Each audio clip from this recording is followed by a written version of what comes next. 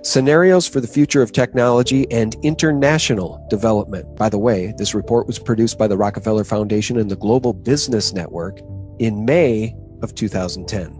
I'm going to skip down to page 18 and just read a few paragraphs and tell me if what we're seeing today isn't pretty much what they wanted all along. Page 18 starts, Lockstep, a world of tighter top-down government control and more authoritarian leadership with limited innovation and growing citizen pushback.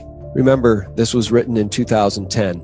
They write, in 2012, the pandemic that the world has been anticipating for years finally hit. Unlike 2009's H1N1, this new influenza strain originating from wild geese was extremely virulent and deadly. Even the most pandemic-prepared nations were quickly overwhelmed when the virus streaked around the world, infecting nearly 20% of the global population and killing 8 million in just 7 months. The majority of them healthy young adults. The pandemic also had a deadly effect on economies. International mobility of both people and goods screeched to a halt, debilitating industries like tourism and breaking global supply chains. Even locally, normally bustling shops and office buildings sat empty for months, devoid of both employees and customers. The pandemic blanketed the planet, though disproportionate numbers died in Africa, Southeast Asia, and Central America, where the virus spread like wildfire in the absence of official containment protocols. But even in developed countries, containment was a challenge.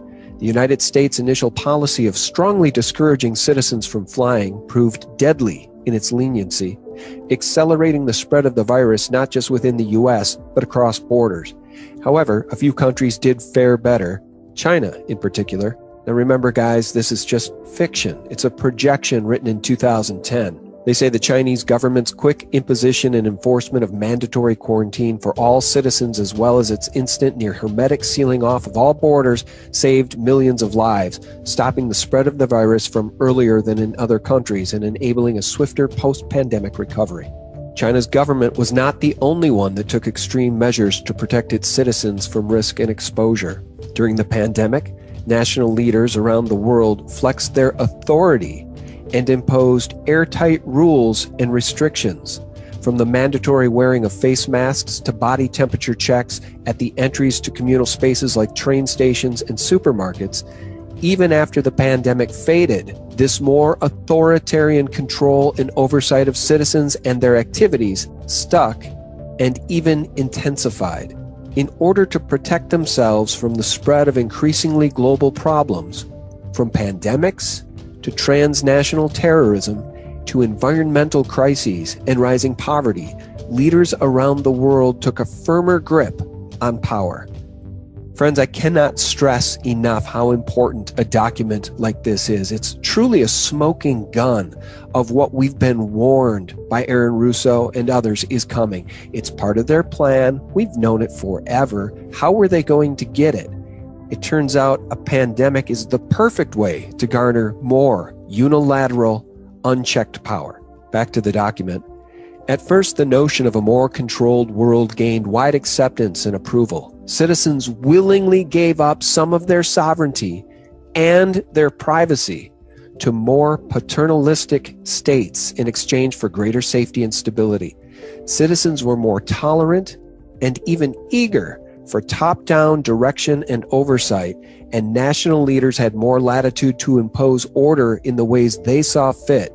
In developed countries, this heightened oversight took many forms: biometric IDs for all citizens, for example, and tighter regulation of key industries whose stability was deemed vital to national interests.